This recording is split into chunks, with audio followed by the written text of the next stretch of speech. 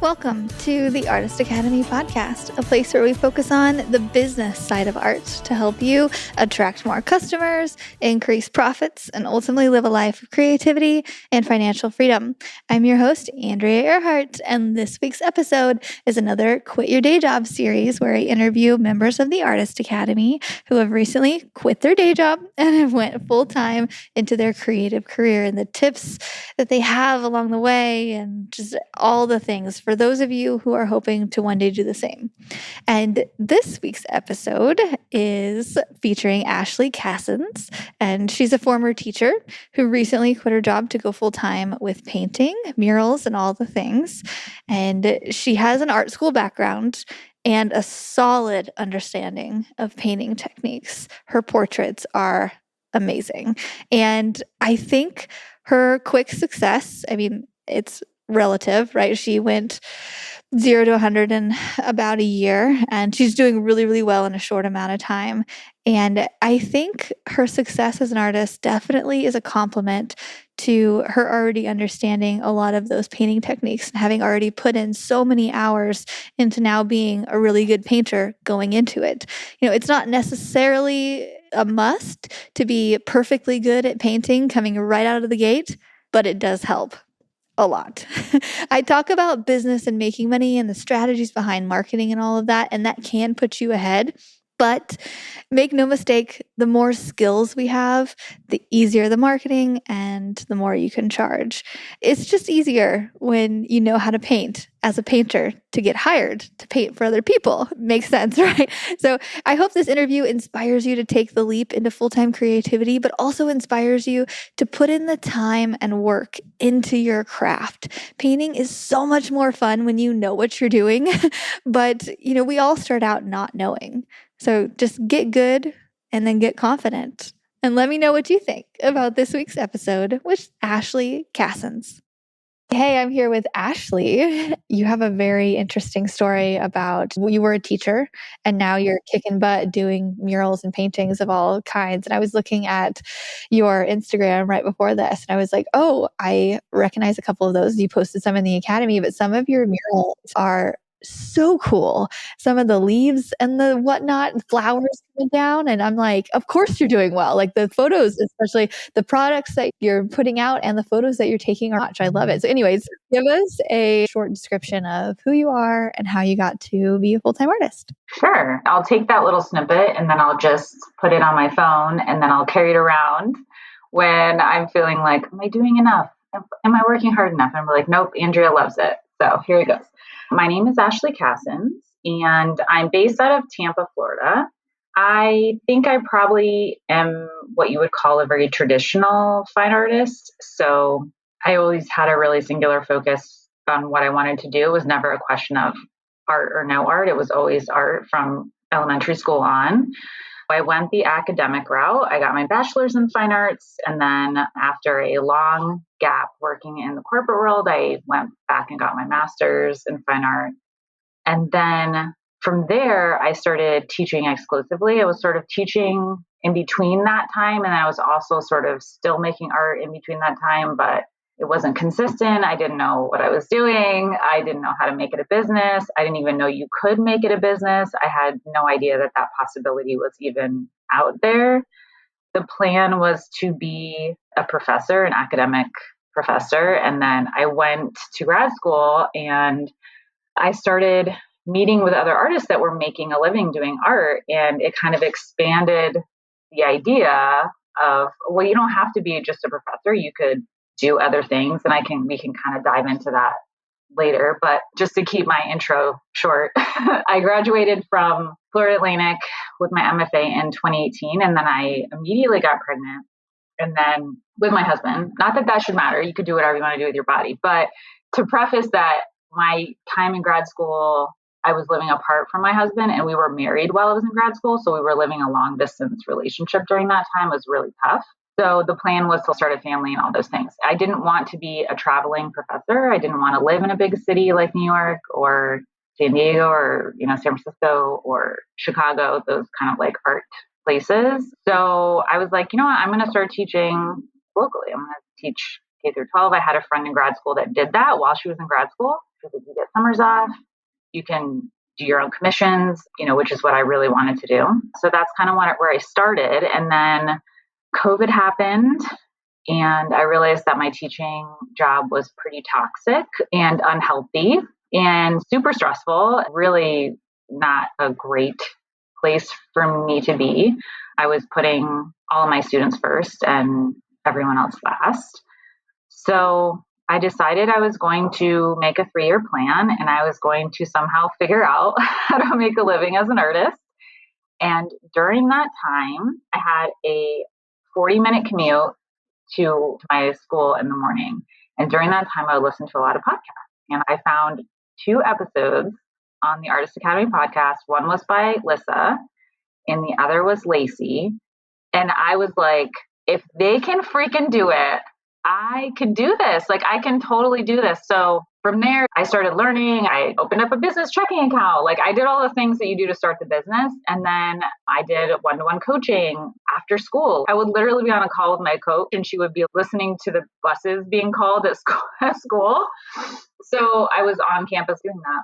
And then I thought, okay, I'm going to try murals during my summer. I'm just going to do 2 walls in my house.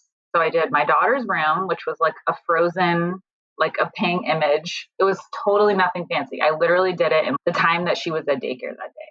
I did that, and I posted it on Thumbtack. I had an old account that I used for commissions, but I didn't really kind of stick with it. And I got a job the next day from that, which was like truly, I would be embarrassed to show people that now.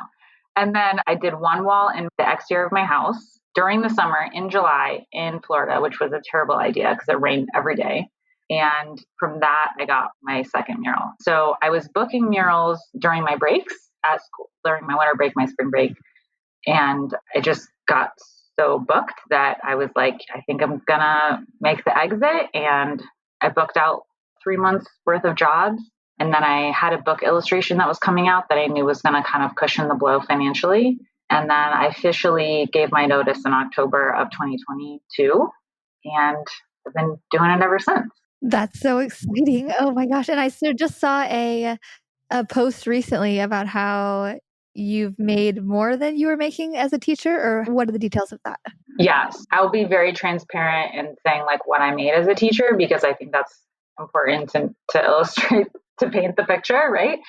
I will say teachers are highly underpaid. Yeah. It goes without saying. But this is with my certification and a master's, and there's a lot of training that you have to go through to become a teacher. There's a lot of certifications that you have to go through. I had to do reading certification. I don't even teach reading. I had to do a lot of things that were not related to the things I teach, which is fine. You should be highly qualified to be a teacher, but you should also be highly paid. So that's another story. But I was probably making after taxes 42 a year, 42,000. And then I had a 10-month contract. So that would be essentially August to the beginning of June, but that's an 8-hour workday. And no teacher is working an 8-hour workday and no weekends. Like, you are working off the clock for sure. So I was making that as a teacher. In August, when I did my monthly review, I had made, and this is not including the money that I'm reinvesting into my business or the things I'm paying for, but I had made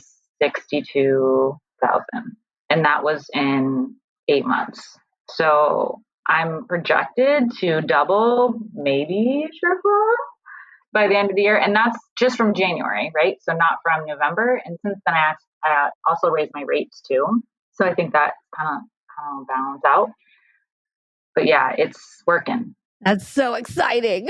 Yeah, I know. It's really exciting. I saw that number and I was like, that can't be right. Oh, that's so awesome. I do think so. With your art background, it's very apparent that you have an understanding of theory and drawing. I think that helps to shorten the curve of going full time. Okay, so how are most of the jobs coming to you nowadays? I would say it's probably 70% Thumbtack. Love it. I would also preface this too. The area that I live in Florida, we don't really have an off season. It doesn't get cold enough for you to not be able to paint outside, really. It's just a matter of summer. Like, summer gets really, really rainy and it's very difficult. It's crazy hot. It's so miserable. So I would definitely say, knowing what I know from this year, I probably would charge extra during my summer months Mm. if that happens, or I would just rearrange them. And a lot of my clients this year were really super wonderful and let me push out to October, November because it's a much more pleasant time to be painting outside. And we're in a tourist area, so we get a lot of Airbnb requests or a lot of I want something on my pool patio requests. So there's a lot of outdoor living space, which I think also can kind of contribute to maybe that need. But I also do a lot of logos. So I do a lot of this, like full disclosure, I did the ugliest logo this week. It was not good. Not how it was painted, but like just like what they wanted painted. And I kept being, are you sure you want this? Like, is this what you want? And they were like, yep. And so I was like, okay, take your money and Thanks for paying me. Yep. yeah. But honestly, I don't have any problem with that because, and here's why. I can make $500 in 3 hours. I can go home, eat lunch at a time when I want to eat lunch, and I can spend the rest of my day painting what I want to paint or doing what I want to do with my family, right? So I don't have any problems about painting logos or painting text or like I think all those things are fun. Yeah, me too. They're fine. Yeah. Yeah. So I went through a lot of the trainings to be a teacher too. I did everything except student teaching. So I took the C-base, is what we do here. I'm not sure. Yeah. It did the whole thing. And then I was like completely ready. And I was like, I don't want to do this. Dang it. Like every time there's a lot of ex-teachers in the group. And every time I talk to one of you, I'm like, okay, yeah, I definitely made the right decision because I would have been just like you. Like, I just don't have that fiery passion I mean, I like to teach and all that, but it's just having the freedom is like going to eat lunch whenever you want there's just something to be said about that. So how is life now? I mean, you're doing everything you like with freedom, right? Rather than having little people come around. Yeah. And I will say too, I do love to teach. And I think that teaching part of me comes through in different ways. I enjoy when I meet with other artists, like I enjoy showing them things. And then people are always kind of surprised, like, wow, you're really so open. And I'm like, it's just the teacher part of me. Like, I just want to show you how to do it. Like, I don't know. And I do love kids. Like, I really do, but it's the grind. There's no balance with teaching in public school. I don't know if it's different in other areas. So when I started this entrepreneurial journey, my daughter was 4. And one of the big motivators for me was I felt like I was giving 110% to all my students, and all my kids I taught K through 5. So 5 to 12 if they're older. And my daughter was coming up on that age, and I really wanted to be more available, to be able to go to her school functions and her extracurricular activities. And my husband was always the one to do all that. He was always the one to be like, I'm going to the doctor, Merritt's sick, and I could never go to the parents' lunch at school or any of those things. I missed all those things because I would literally have to be there for my other students, right? And I was like, this is really not how life should be. I should not be present with all these other kids that are not my children. And then my child is over here like, when mom's going to pick me up at 5 o'clock or whatever. And then I'm toast. Like, I was done. I could not talk anymore. I had 0 left to give. So one of the things that this has opened up for me is being more available in her life and my husband's life. He works for himself as well. So we can have lunch together. I can be like, hey, you want to go to this cool restaurant that's nearby? And we can have lunch on a Tuesday afternoon. That's the coolest thing. So yeah, so that's been the biggest transformation aside from the financial aspect. And I'm just so excited to paint. I just wake up every day and I'm like, I don't even need as much coffee as I used to. Oh, I because love I'm that. just so excited. I just want to paint. I don't want to stop. Like, it's really fun. I love that. My husband works for himself too, and he's always trying to get me to do lunch with him. And lately I'm like, okay, but I can totally relate. Actually, conversation this week, this was a busy week, and I dropped my son off at daycare every day for about 8 hours. And so we get like 2 hours in the morning with him and then like 3 hours at night. And I was like, I'm getting 5 hours maximum. They're getting eight. Yeah. Not right. I'm sure for me anyway, like feels not right. And like, so I was like, I'm going to start taking on an even lighter load. Like there's no more of these 8 hour work days. Like cause we can choose, but like, I love what I do. I don't want to stop. I don't want to not do it, but we can make our own thing. But also the money is super tempting, right? And like the big fun projects. So like I'll have a busy week every once in a while, but majority I'm like, heck with this, even for now. Like, and I think too, the cool thing with Merritt, my daughter, is like, she loves school. She loves to be there, but she also grew up in that arena. And I never had any of that guilt, like, oh, we're dropping her off and stuff. But I wanted to be, when I was done with the thing that I was done with and like I was filled up, then I felt like, okay, when she comes home now, I'm like, we color together and we play in the pool and we do things that are quality, versus me just being like making dinner. I'm so exhausted. And I was sick all the time, because you're around so many other kids too. You're constantly sick.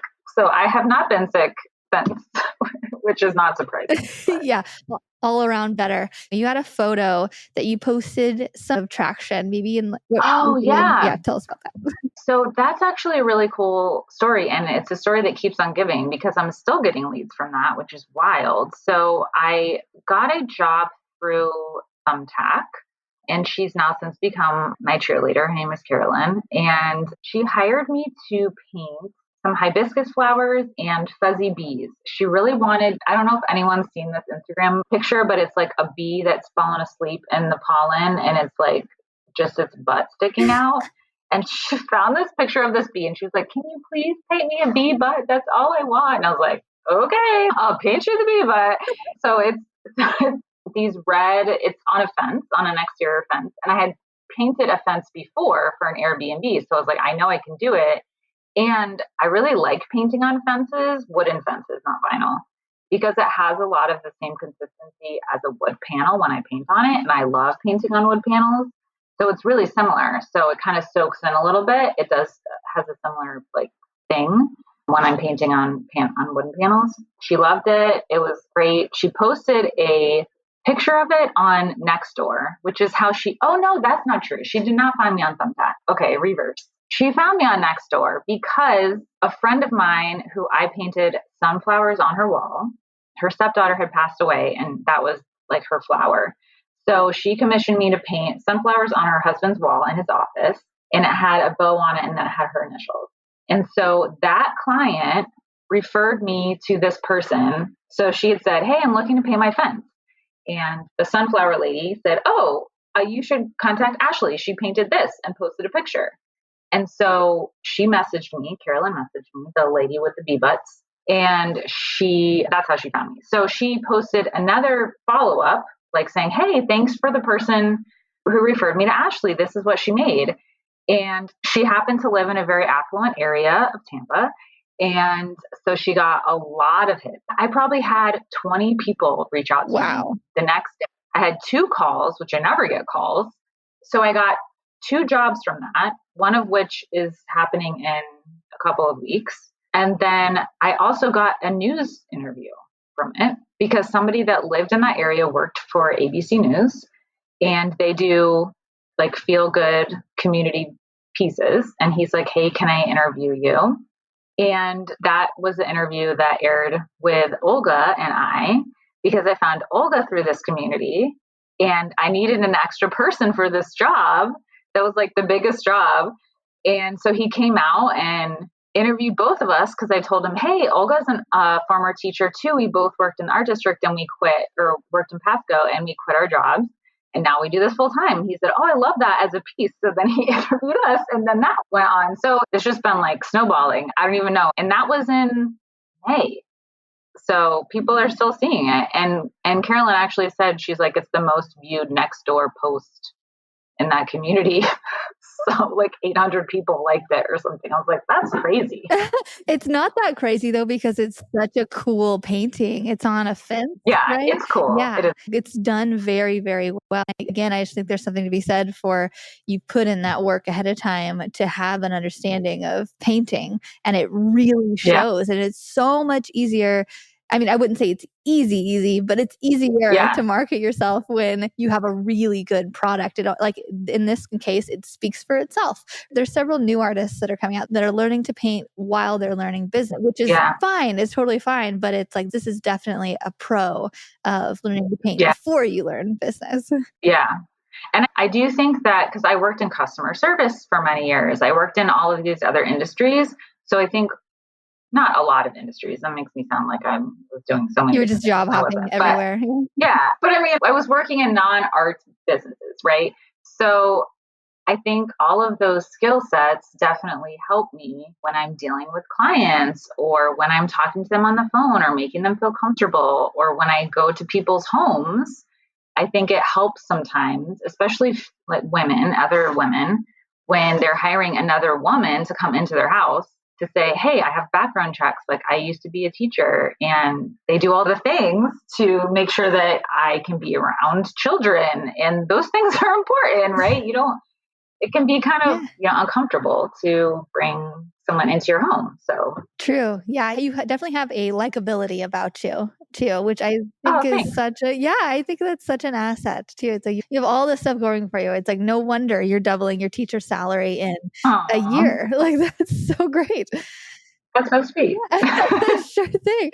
Yeah. Okay. So, what are your big tips for artists who want to do what you're doing? Maybe even somebody who's a teacher right now. It's like, I totally relate. I'm sick all the time. I'm drained by the time I get home. I want to do what you're doing. What's your biggest tip Yeah. for them to financially? I would say for me, I don't know if you know the Enneagram things, but I'm an Enneagram 5, which is the researcher. Oh, So I like to collect knowledge. So I did a lot of research, but the research can only get you so far, right? Eventually you have to connect with someone or a community or a business coach or someone that's going to kind of help you be accountable. And so I think that was really important for me. I joined the Artist Academy Masters, and I think that the Facebook group, I think that really helped me. I love to listen to business podcasts. I listen to a lot of business podcasts, and I'm actually in a mastermind group now with other business and other female businesses, but oh, very, very what is different. that about? I like that idea. So I went to an event this year. I don't know if you've ever heard of the Powerhouse podcast. It's by Lindsay Schwartz. It's in the similar vein as like the Gold Digger podcast, or it's kind of similar, but it's female business owned and geared towards females in business.